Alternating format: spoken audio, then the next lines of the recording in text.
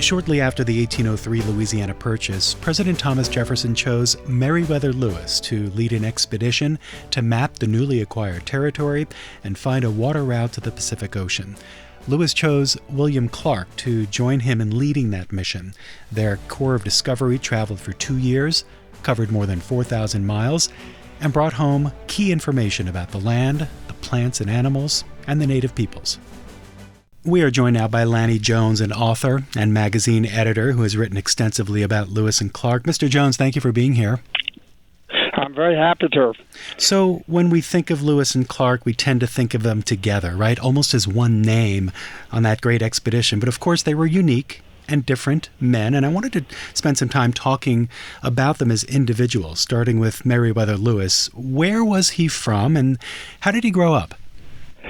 We're talking about Meriwether Lewis. Well, he was from Virginia, and he grew up in a wealthy enough family, and they were friends with the Jeffersons, and Lewis actually went to work as Jefferson's private secretary for a while, and so he was an affluent, educated, interesting individual.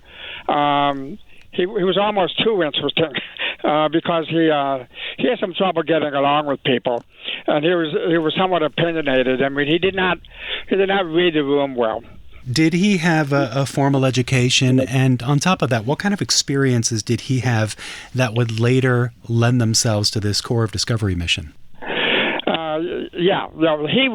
He was quite well educated.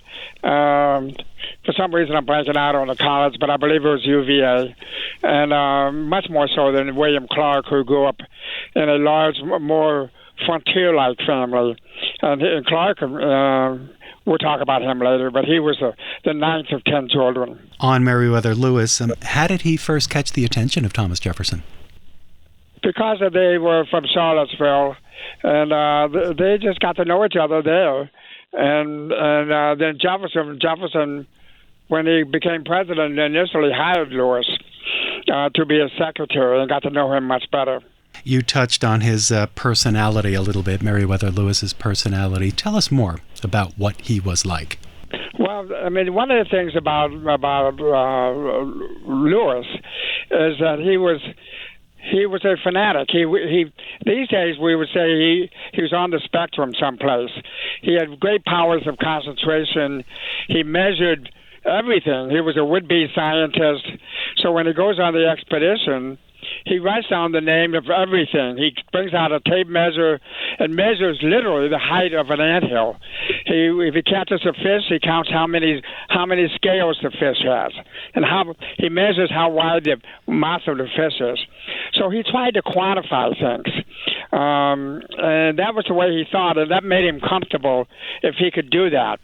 He was uncomfortable in a social setting and reading the room, and so he wasn't good at that, and that cost him later, because when he became governor of Missouri, of the Louisiana Territory, I should say,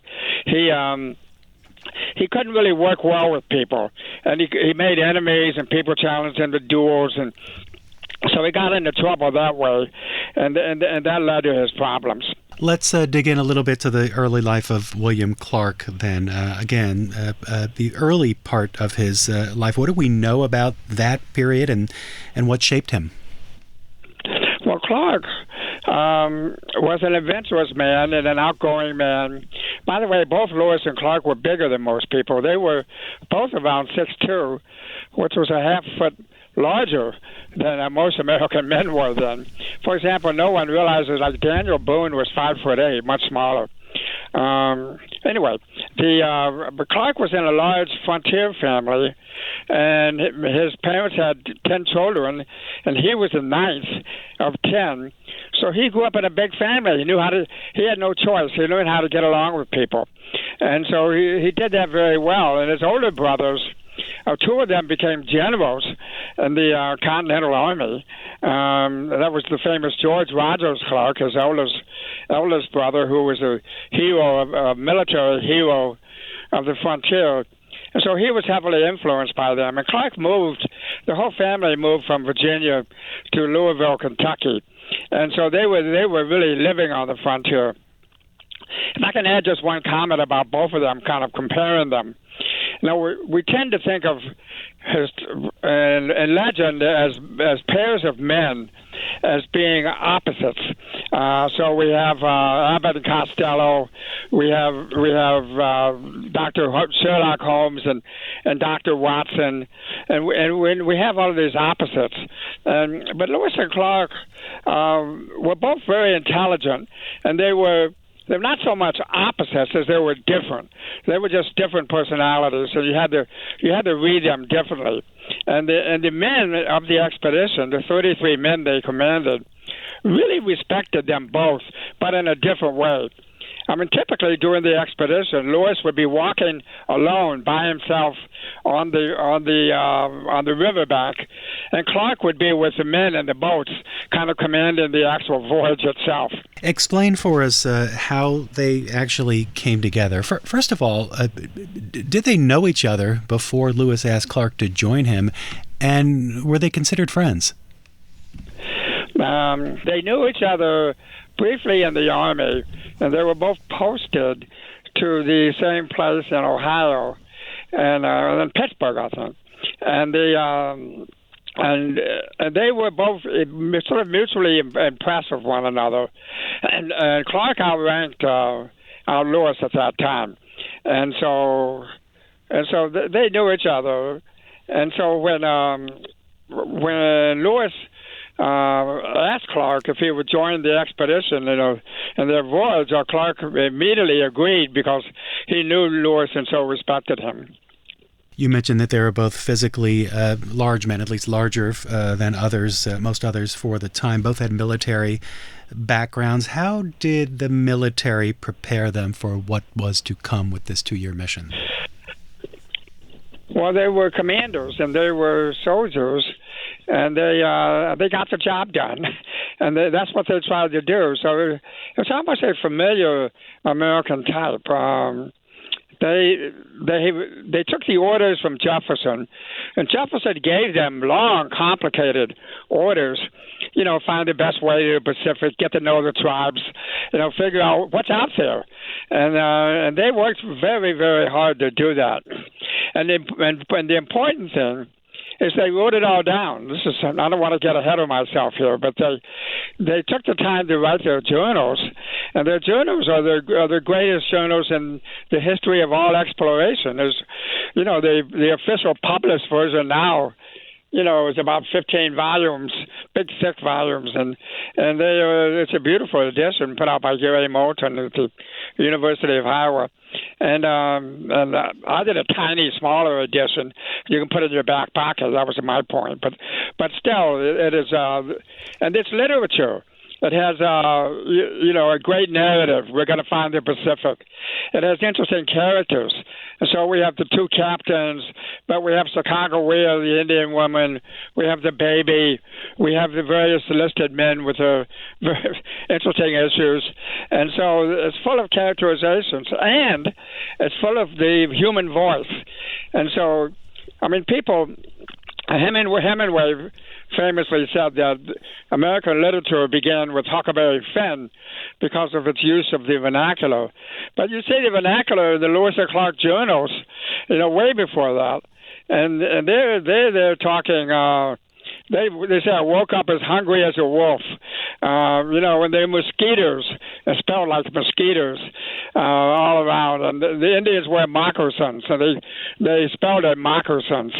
And so there's a sort of misspellings and I wouldn't call it illiteracy, but there's comical misspellings, it's literature, and the way that it commands your attention. You read the journals, it sort of grabs you by the throat. But by the way, did Lewis and Clark have their own families?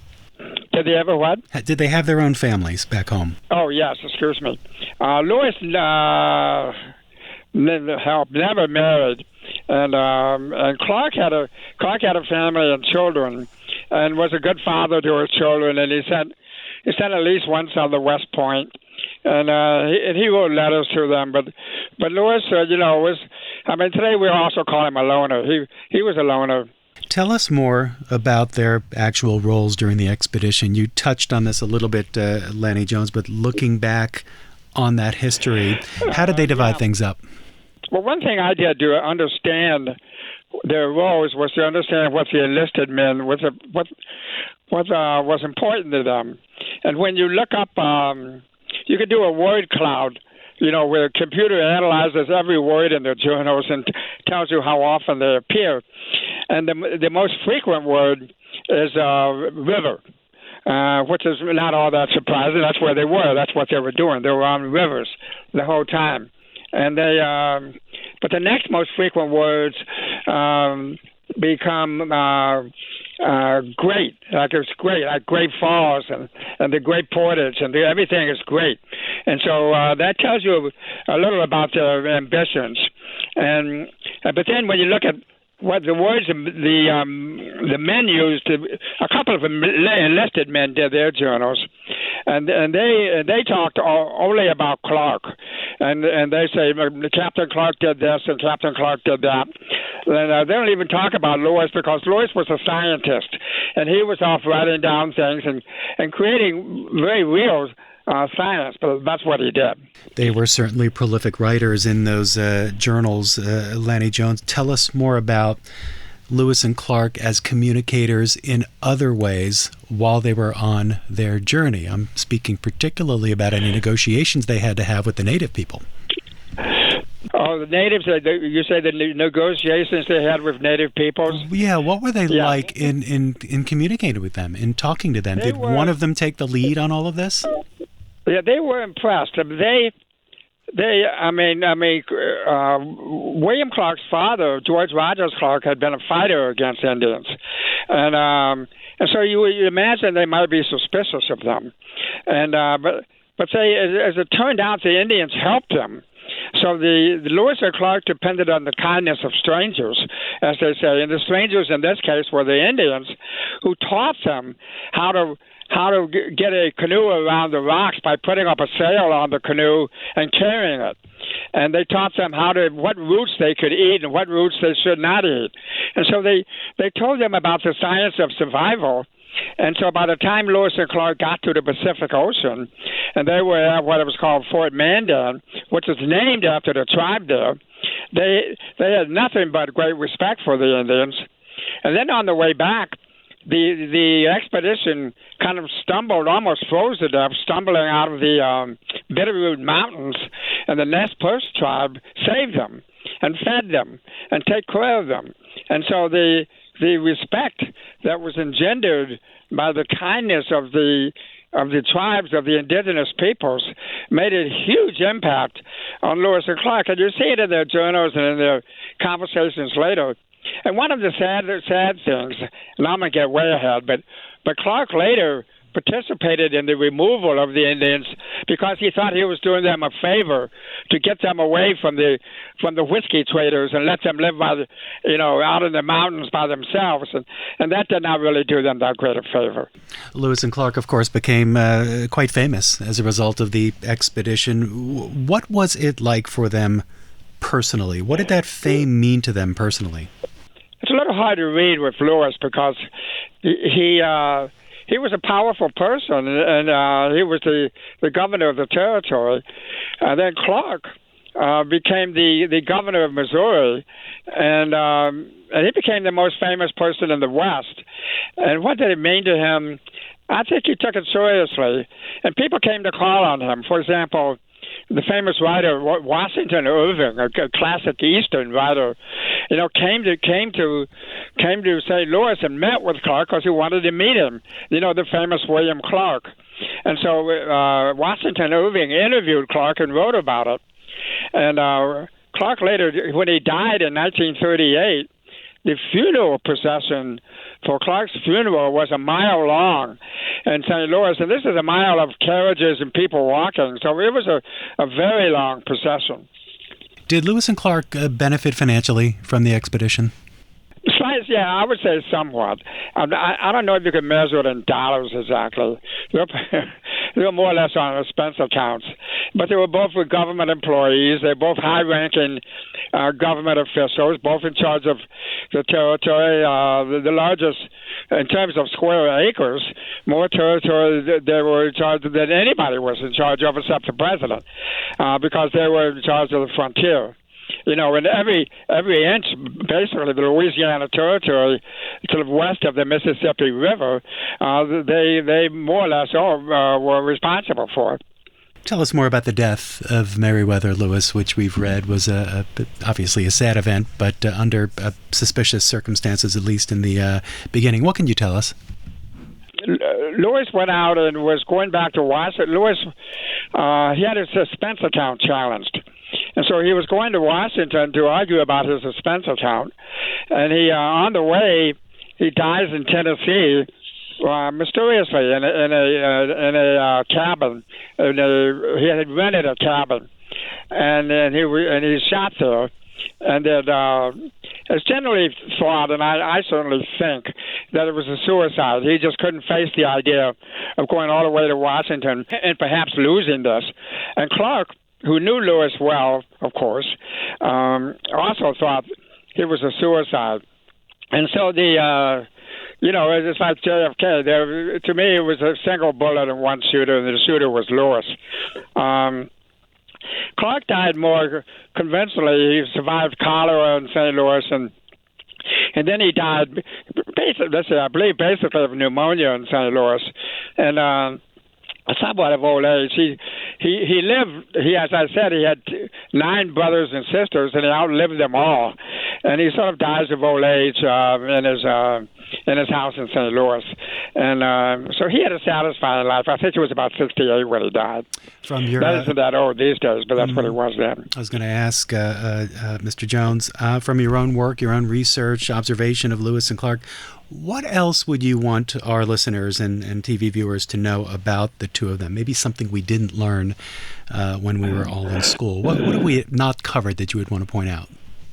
Oh, that's a good question. I think it's the relationship between the two of them and how they made it work. And then the fact that they did that, and then they wrote a great piece of literature, and they wrote it as writing. The journals were not like a daily diary you just turned in every day.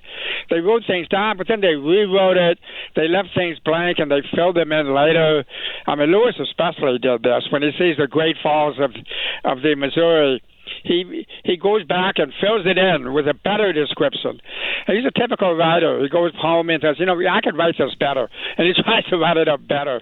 And so I just like the way that they created a work of literature together. And the men did the same. And the respect that they each engendered in different ways. And the other important thing to know is that the prevailing myth was that the West was empty. There was nothing there. But what they discovered and wrote down and put on the maps was that the tribes were there, and they were all over the place. And so they wrote, when Clark published his map, which became the governing map for the rest of Western exploration in America, it showed where the mountains were, yes, and the rivers were, yes, but it also showed where the tribes were. And people tried to conveniently ignore that later, but he made it very clear that it was a populated West. And that's the thing to know, is that it was not an empty West. It was a populated West. Leads me to my final question. What would you say is the legacy of Lewis and Clark and their place in our history? The legacy is that they gave us the wilderness that made it America, and the idea that we were a westerning nation, that our dreams were westward, really came from Lewis and Clark. It wasn't the dream of expansion did not end at the Mississippi River. They made it a westerning nation, and that really governed American history for the next century. Thank you, Lanny Jones, author and magazine editor for the biographies of Lewis and Clark. Appreciate it. Thank you so much. It was enjoyable talking to you, Paul. Thanks for listening to the Books That Shaped America podcast. For more information about the series, you can visit our website, cspan.org/Books That Shaped America. And remember to follow this podcast so you never miss an episode.